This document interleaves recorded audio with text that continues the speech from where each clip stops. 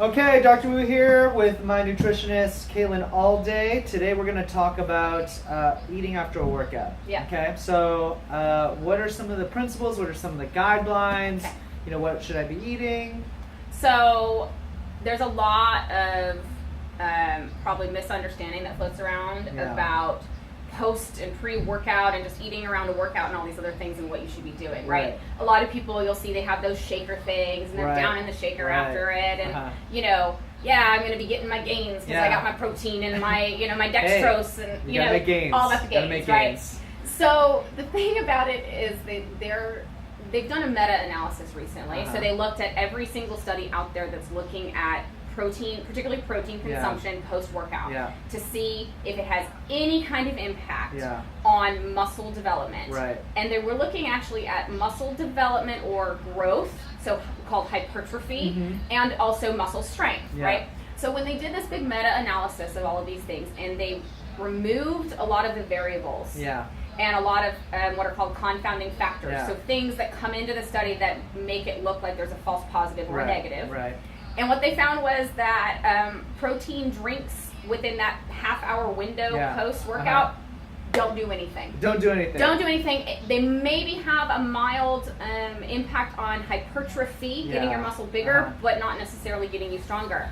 What has the bigger impact is just eating more protein, period, throughout the day. It doesn't matter. And in fact, there's some more research coming out that's maybe suggesting that the protein that you consume before your workout might be more important. Now, why would that be?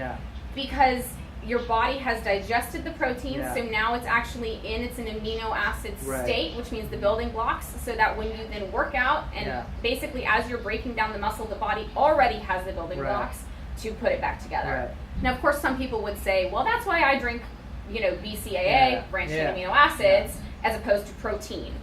Well, the problem is hydrolyzed protein that's been broken down pre-digestion, the body just doesn't treat it the same way.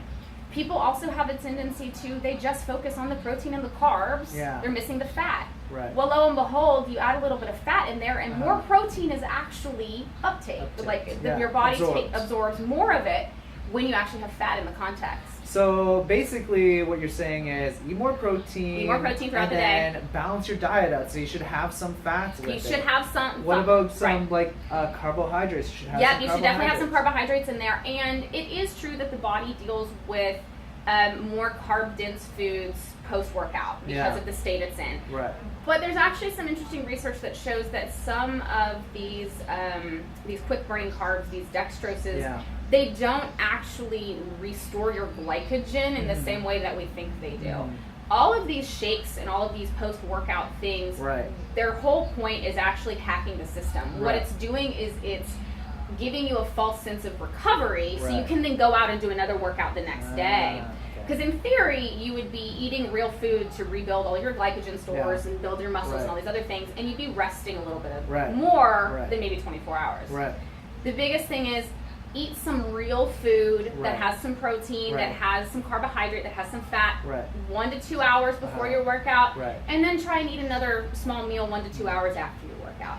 So basically you're saying just eat more protein during the day and be more consistent about it. Yep. All right, That's work it. out. Yeah. That's how you make gains, bro. That is how you make gains.